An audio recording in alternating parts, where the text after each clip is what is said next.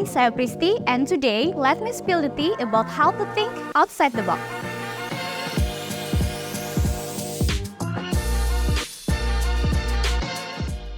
When you work in a particular field for a very long time and keep doing the same thing, kita cenderung berpikir a similar particular way in all situations.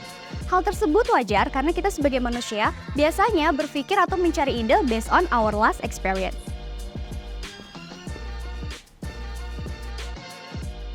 As we grow older, it becomes progressively difficult to think of new or innovative ideas. In such cases, kita bisa juga mengikuti kelas-kelas yang sesuai dengan hobi ataupun interest kita. Misalnya kelas musik ataupun kelas-kelas seni. Kelas-kelas tersebut juga bisa membantu melatih otak kita untuk berpikir non-traditional way of thinking. Tapi, ada nggak sih cara lain yang lebih mudah yang bisa kita lakukan untuk membantu mengembangkan pola pikir outside the box saat sedang bekerja? So today, let me share you the tips on how to think outside the box agar kita bisa lebih berpikir kreatif lagi. Yang pertama, wonder. Wondering is like a bridge to imagination. Ketika kita menghadapi situasi, objek, atau orang yang menggugah rasa ingin tahu di diri kita, mulailah dengan wondering, seperti I wonder why, I wonder who, I wonder what. Terkadang, pertanyaan-pertanyaan ini dapat mengarah pada penemuan yang berbeda atau mungkin tidak nyaman. But remember, imajinasi juga dimaksudkan untuk diri kita bisa mengeksplor tanpa batas. Setelah kita mengetahui apa yang ingin diubah, kita memiliki kebebasan untuk meredesain kembali dengan tingkat kreativitas yang kita miliki. Yang kedua, read a lot of different things. Membaca berbagai buku, literatur, publikasi maupun blog juga bisa membantu kita mengembangkan perspektif. Membaca berbagai genre berbeda bisa mengembangkan pemahaman tentang topik-topik tertentu dari berbagai sudut pandang yang mungkin bukan merupakan area fokus utama kita. Yang ketiga, write all your ideas.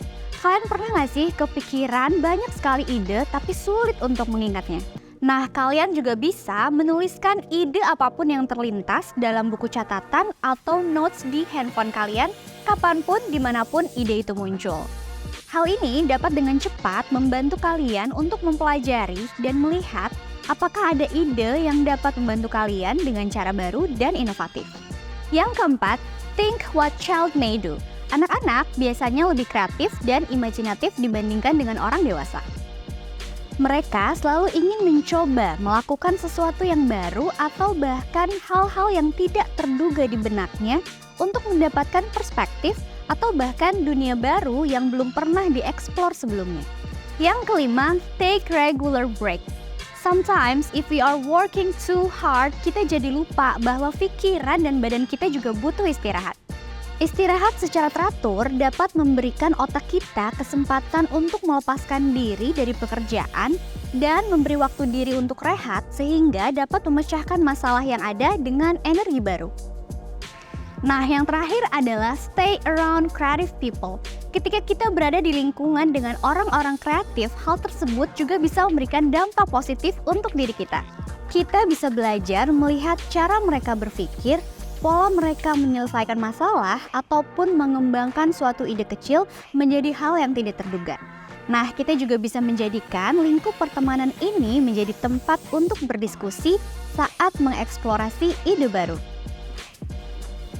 Nah, itu tadi beberapa hal yang bisa dilakukan untuk membantu mengembangkan pola pikir outside the box dalam lingkungan kerja. So, if you want to change the way how you think, be willing to look outside of it for the answer. Bye!